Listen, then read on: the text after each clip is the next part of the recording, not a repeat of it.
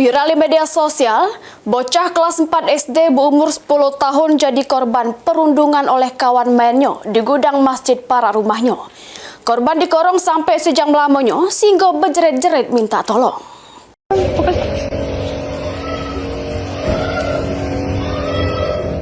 Inilah dia video amatir yang viral di media sosial. Dengan suara berjerit minta tolong dari juru gudang masjid, korban dikurung selama sejam oleh kawan mainnya.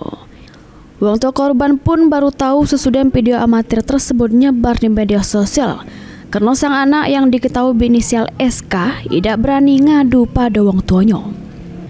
Sesudah diinterogasi oleh wong tua, ternyata kejadian tersebut terjadi di gudang masjid di perumahan Geria Intikom, Sukamulya, Palembang pada Minggu 2 November 2025, tepat 2 hari sesudah korban dikurung.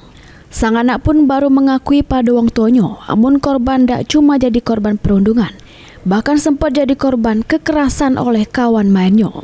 Oleh ketua RT setempat, para anak yang terlibat perundungan dipertemukan dengan pendampingan wong tuanya untuk diselesaikan secara kekeluargaan.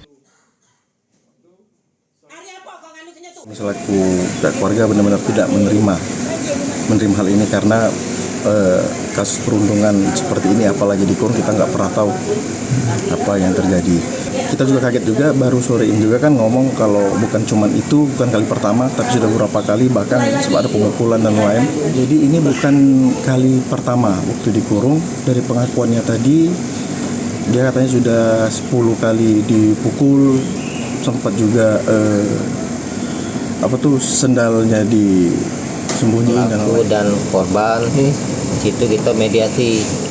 Nah, apapun hasilnya, kalau bisa korban dan pelaku itu berdamai.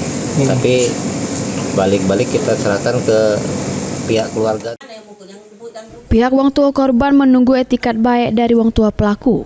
Amun tidak ada titik temu, wong tua korban bakal menempuh jalur hukum. Mulyadi, PAL TV.